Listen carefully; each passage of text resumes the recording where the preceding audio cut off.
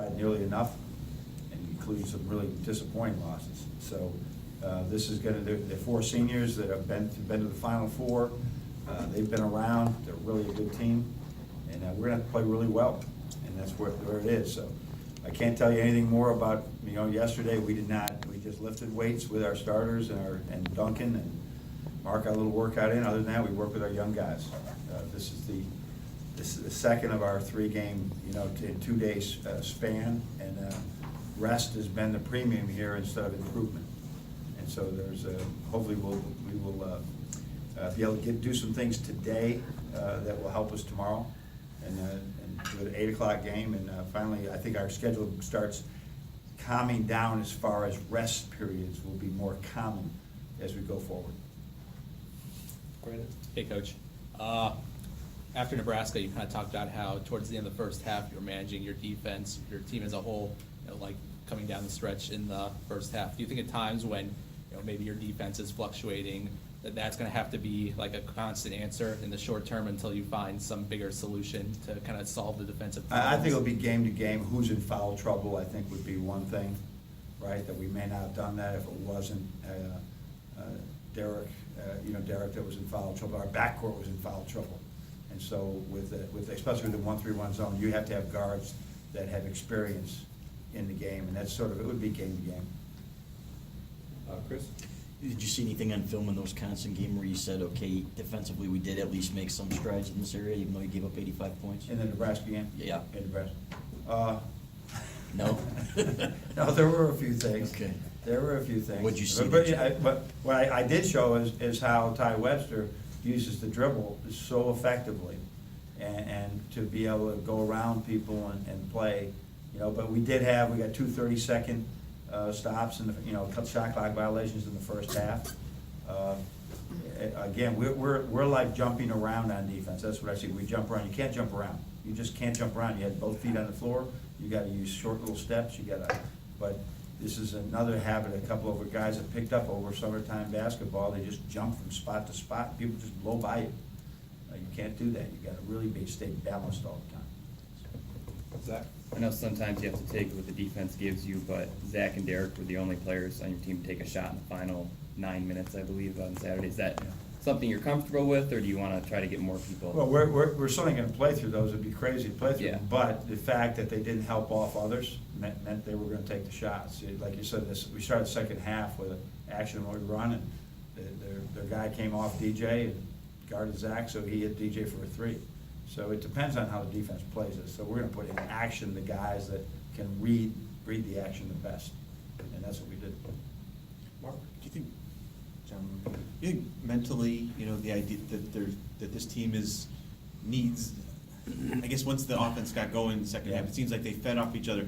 Is this team more so, a mental situation where they go to one edge or the other based on what's happening? I've had teams that were more mentally sensitive, I would say, and could go up and down worse than this. Okay.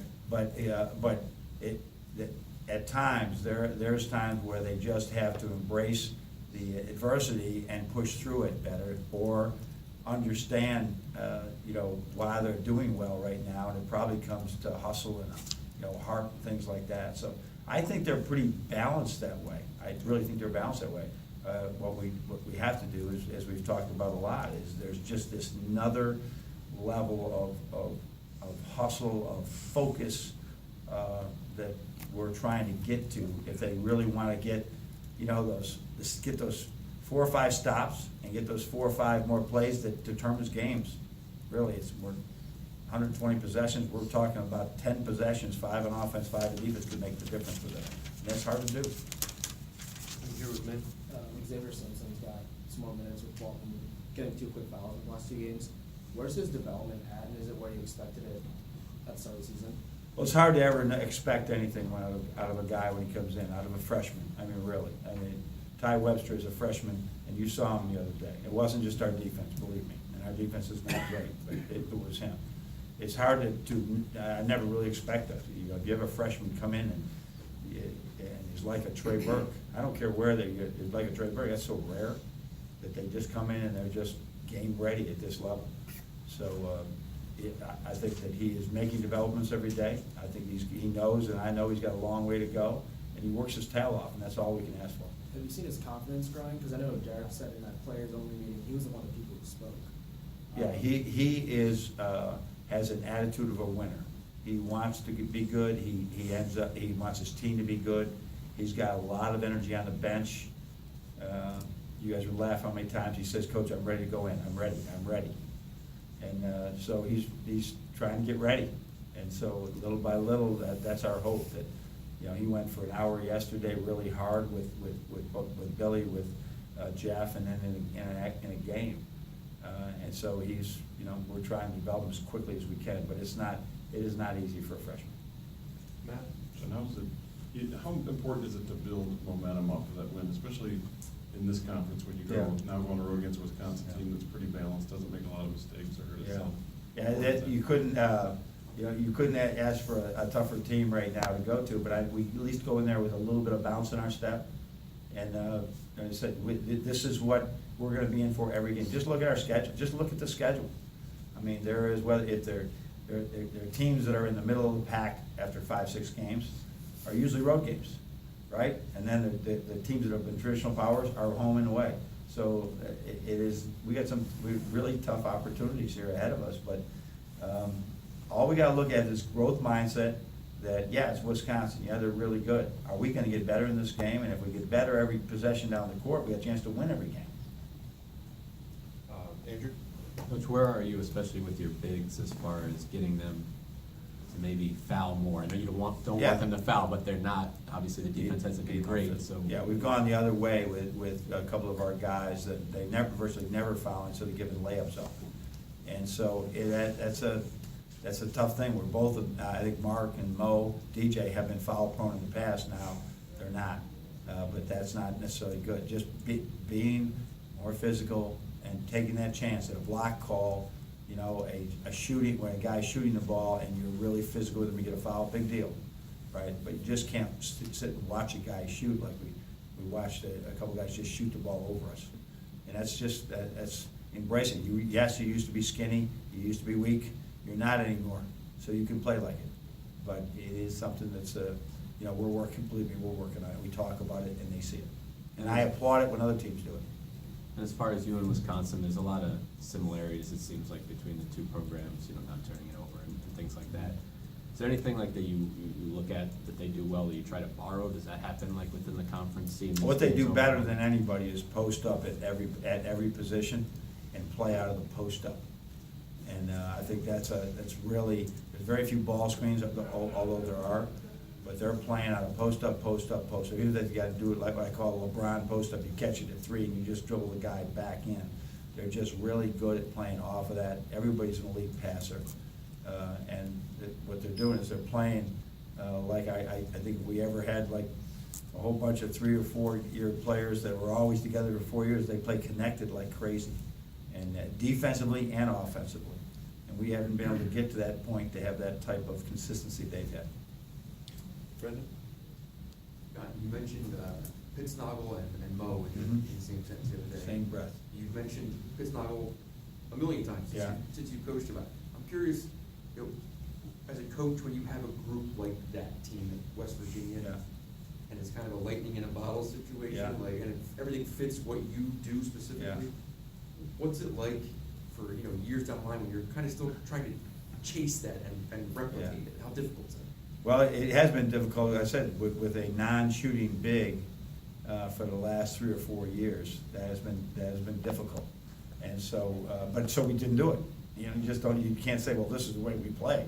No, not if your big guy is not a knockdown guy. You can't play that way. Now it appears we have that weapon, and so now we're not go exclusively there, but there are some games you want to do it more than you don't do it. And so it gives us better flexibility to score. Like I said, and who knows what's going to happen. Wisconsin could do their shutout D on us again, and like they do everybody else. But the offense hasn't been the issue. So it's an issue right now, getting people to miss shots and then rebounding it well.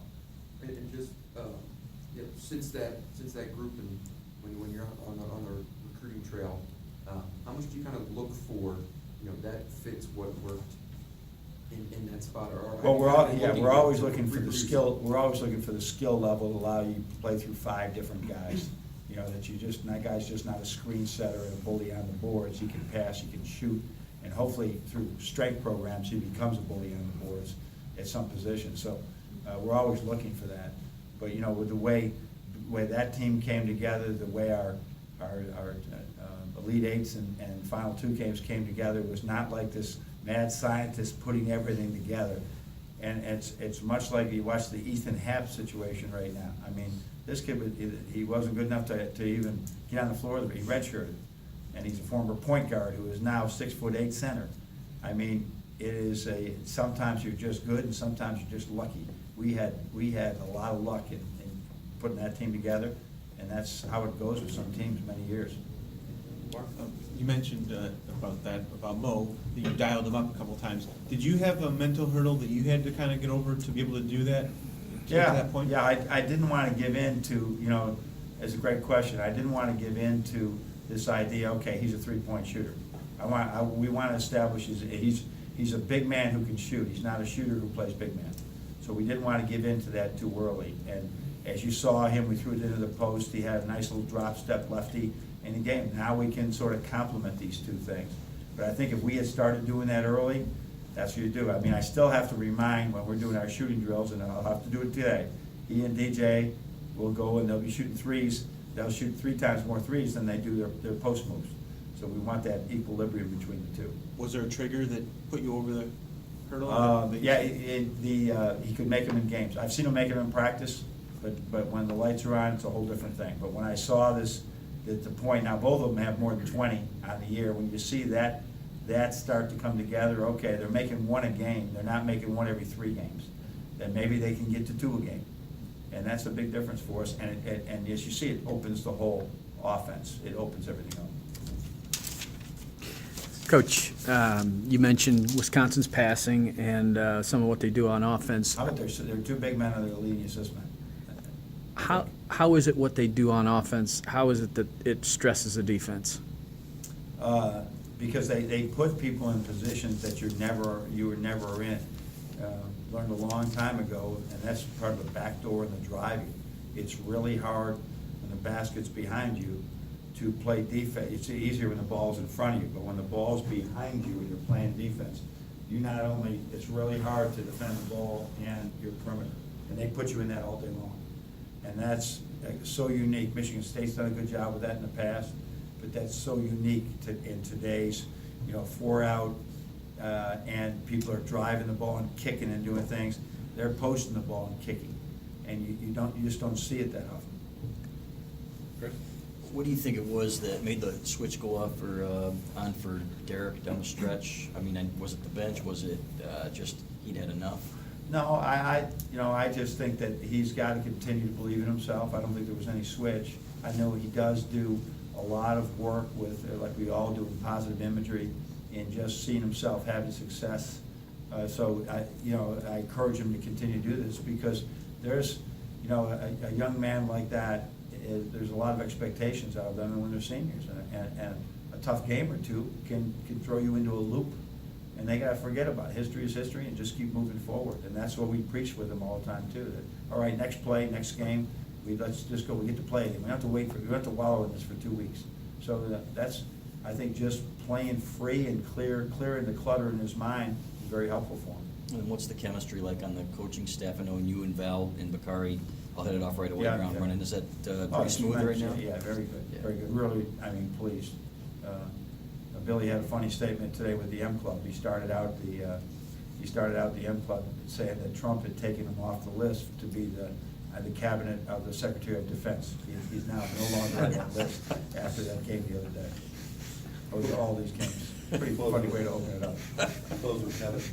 Coach, one more thing about Xavier. It seems like when he gets out there, he's kind of looking to pass. Is that a lot? Is that the circumstances of him being freshman point guard that you're okay with? Or would you like him to be more aggressive? Well, I think that's probably why he can shoot, and his percentages are better than you've seen in games and we've seen in practice. That's what most point guards are going to be, pass-first guys, that they can shoot and they can score, but they're looking to set up others. that's his mindset right now, that how can I make others better around me? And then how can I go down and give Derek a rest and play great defense while I'm at it?